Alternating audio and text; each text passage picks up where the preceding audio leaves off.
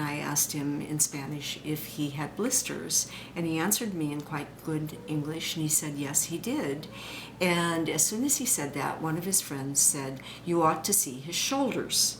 Well, I knew from that statement that he probably had been hauling drugs.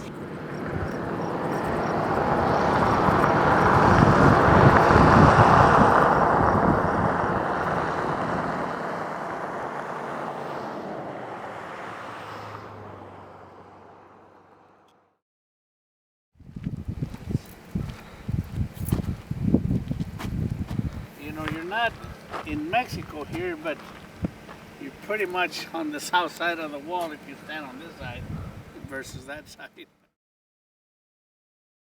I don't know what I can do for your shoulders, but I'll also clean your shoulders and put salve and a heavy pad on. And I said to him, I presume that you're going to be doing this again, meaning you're going to be hauling drugs again. And he said, yes, I don't have a choice.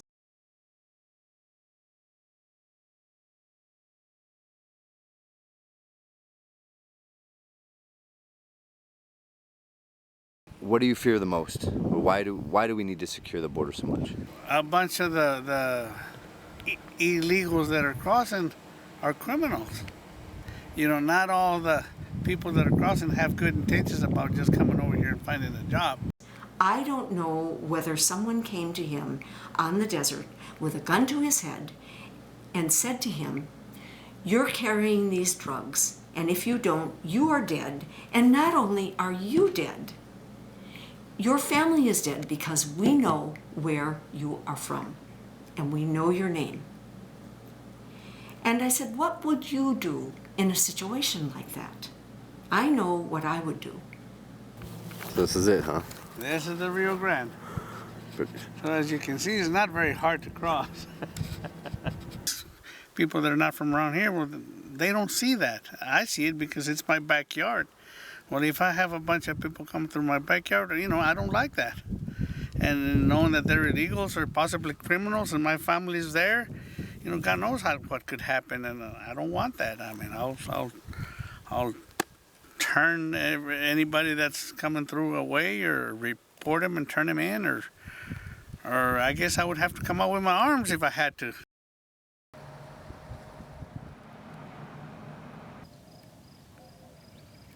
I always encourage people to come with me. You come with me on a Tuesday, and you look into the faces of those who are suffering and into the faces of the kids.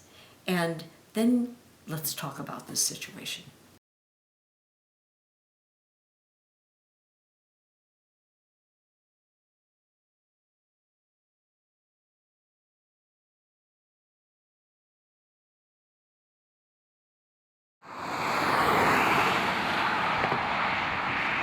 My friends and I, three Samaritans and I, found a deceased individual several years ago. We estimated that he had been dead about 2 days, and the reason we said that was because there weren't any vultures. Every Tuesday, I take a group of people to the Comedor in Nogales, Sonora. What is a lot of this right here? This is donated clothing that we're taking over to the Commodore shelter, Jesuit shelter, to give to the migrants. Yeah. Okay, that's good. Got it. Perfect. I think that'll do it. bueno. Okay. Woohoo! Here we go. Once more into the bridge. And it's grown from a very small group to 180 members, which is remarkable.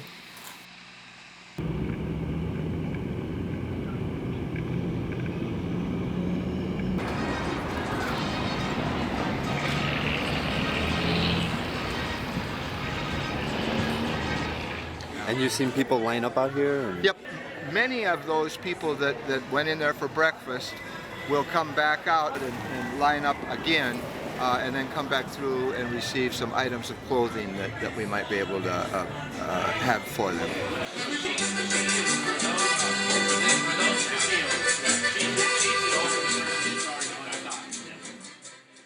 So we go out with a group and we pick up things that have been left behind. And everything that we can recycle, we do. We wash everything, and basically I take it back to Mexico for migrants.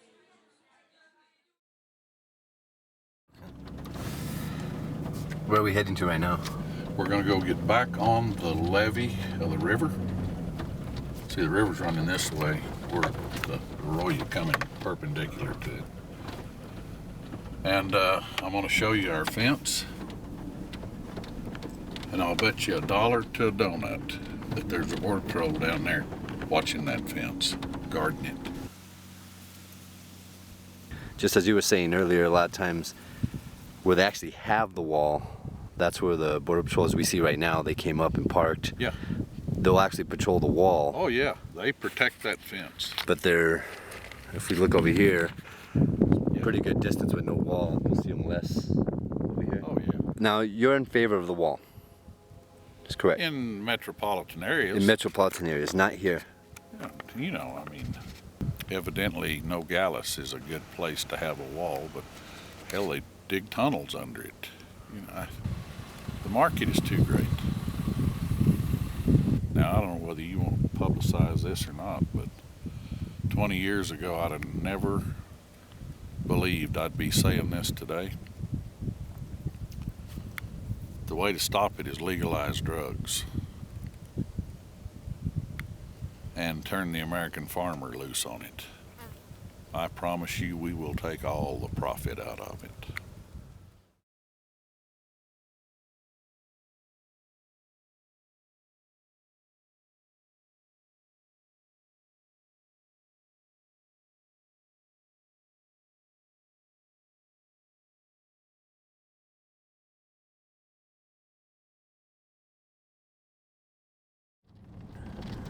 We've just had issue after issue. One was they ran over a water line and we got a $900 water bill that month. And we griped about it and went down there. So all you got to do is fill out a damage report, you know, and the government will pay it. We filled it out, turned it in, and the government said prove it. So a few years later, we have one come to my house with the package. These are damage reports. Had they been on the road, they would have crossed the irrigation ditch at a bridge. They were out in the field at night, hit the ditch perpendicular, broke the cement in the ditch, and injured the border patrol. He called for help, and his helper comes in and runs through a different ditch and tore it up.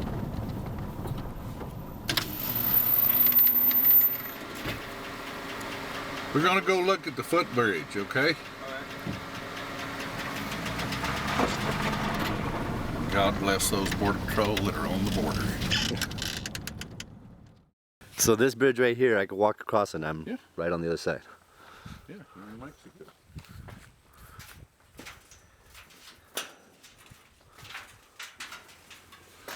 If the border patrol's here, they can see them coming and do something. But the border patrol will protect the fence. I promise you that.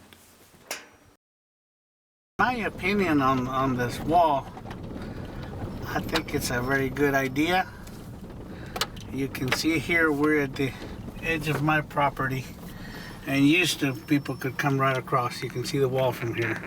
So you can see how easy this was to get over here. Now that this wall is in place, I haven't had anybody come right through my property anymore. They have to go around pretty much, about a mile from here. From everything that I hear, fewer people are crossing, and yet deaths are up. Deaths are higher, I think, this year than they have been. And part of that reason is that people are pushed further and further and further into more inclement areas and more treacherous, more dangerous, where there's not any possibility of anyone helping. So you've been doing this for 2 years. About 2 years, yeah. How many times have you ever come across any migrants? Well, we've had maybe 3 or 4 times, and generally they're coming out because they want to go home. So we tell them that all that we can do is give them water, or if we're in the middle of nowhere, we have to take them to the Border Patrol. Just basically turn them in, and so we let them decide. And about half the time they want to give themselves up. Other times, they're pretty desperate and they're looking for a ride, but we don't do that kind of thing. Our mission is to basically make sure people don't die of dehydration. So we're not aiding and abetting. And even the members are on all sides of the issue. We're not necessarily in favor of people coming in illegally. We just don't want them to die when they're doing so. That's all. Now on these trails, they seem to be commonly known. Do the migrants aren't afraid that Border Patrol monitor these trails too much, or that they could get caught, or that they might even monitor the water drop-offs? Well, the Border Patrol do hike these trails. If they were taking a analytical approach to it, they'd be counting the water bottles just like we do, because we drop 10 to 15 water bottles, or we tend to stock around 15 water bottles at each drop. They could just count the number of bottles remaining, subtract that number from 15, and they'd have a very good sense of what the traffic is. So rather than viewing us as a threat, to me, in my mind, they should view us as a source of really good intelligence about the traffic. But then again, obviously they have a different perspective on it.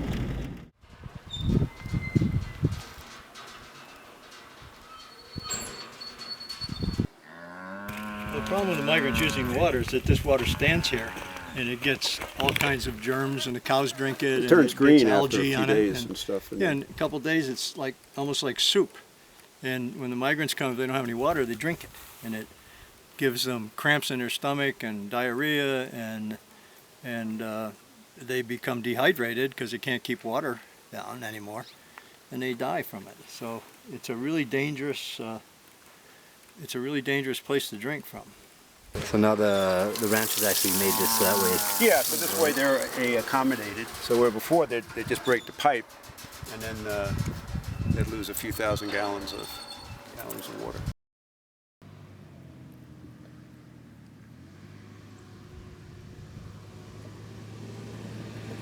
Do some of the migrants, or maybe coyotes, or anybody else who helps them, especially on the south side of the border, do they know where these markers are?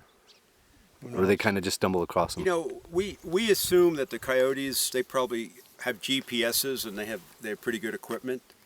We don't know that for sure, but when you think of the amount of money that the migrants are paying and the profitability in this, and some of our photos that we picked up, where we think when someone's heading south as opposed to north, that's pretty much, they could be doing that for a lot of reasons, but in many cases it's going to be a coyote or a drug guy. So in some of these water drops, sometimes if you've left some, you might not have any when you come back, or you might have half, and it kind of tells you that they're coming through. There's one of the things that people say who are against us putting water out here is that the drug guys use this. But anybody who thinks that a guy crossing the desert with $500,000 worth of cocaine is going to rely on a bunch of old people putting water out in the desert, guy's got to be the worst businessman that ever lived on earth. Those guys go out and plant water. They know exactly where it is, and they know how to do the job they do. And these are for the people that are hoping that there's something out here to save their lives.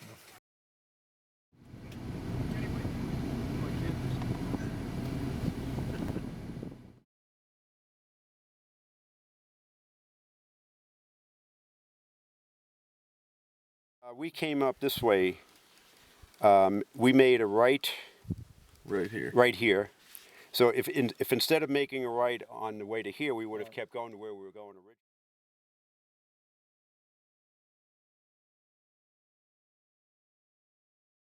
They carry, it's probably a liter, it might be a 2-liter bottle sometimes, half a gallon roughly.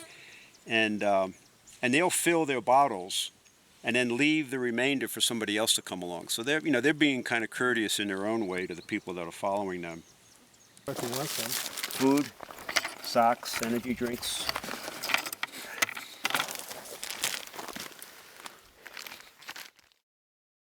To our knowledge, no one has ever died of starvation in the desert. So we've elected not to leave food. A couple of issues. One is like the cans over there is probably spoiled because of the heat, and then somebody who's dehydrated, probably, I'm not sure that beans would be the best thing for them to be eating. So, but in any case, you know, it's people are doing it with the right intentions.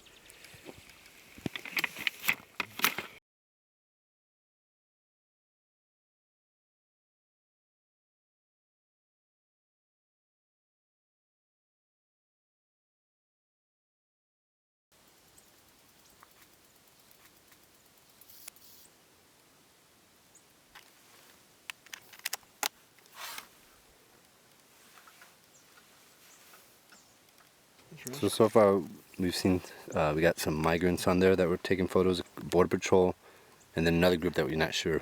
Yeah. That's a, I'm not sure, that could be a migrant. Now the only problem is he's walking south.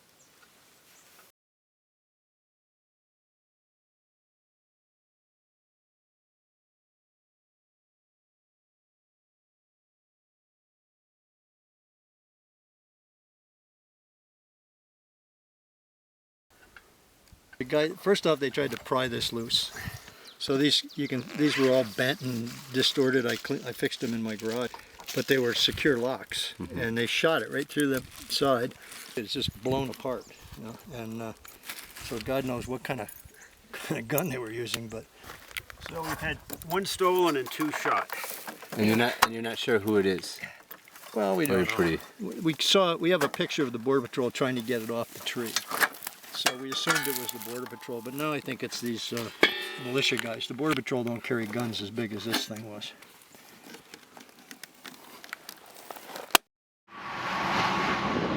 We have a small town right across us here, and you can hear the shots if you've out in the yard or at home or something.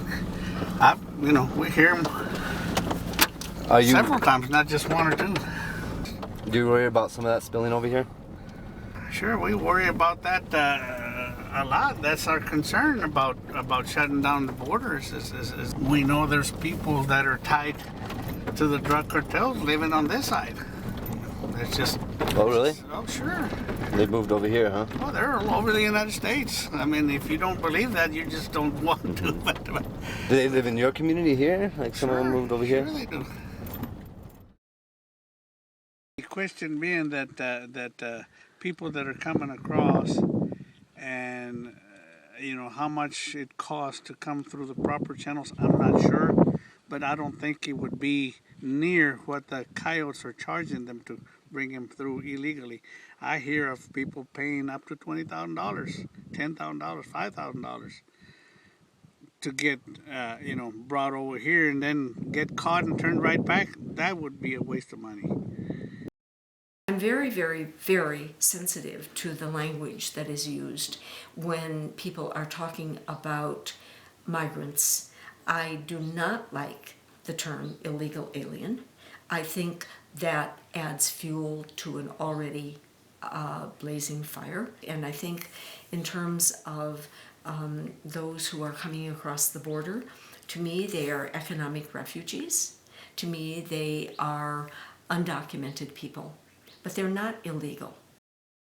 Living on the border, being a farmer, being a U.S. citizen, now your background would be Latino or Hispanic, correct? Sure, yeah. My parents came from Mexico. Your parents came from Mexico. They both came from Mexico and immigrated through the proper channels. There's thousands of people coming across every day through the proper channels. I mean, that's the way to do it. I mean, be here legally, be part of the community. All of us.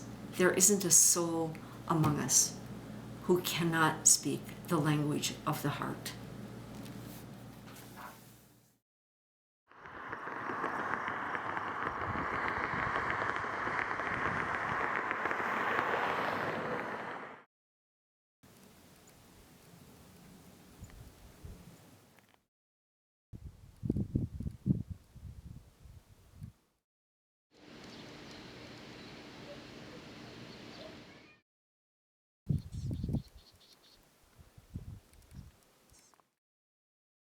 This was a guy who died about 2 years ago. Is it 2 years, Peter? Yeah, about 2 years. And Peter and I came up to see why he died here, because when they go to the road, they're sometimes rescued, and he was not rescued because this road is a dead end. And so somebody, we don't know who, came and built this really nice memorial for him. There was a picture of him here, and they put the crosses, and they come up here, and these two logs are here to sit on and contemplate it. And there were little bears and things up in the trees that people put up there, and like this little frog here. And somebody came along here and destroyed this for some reason.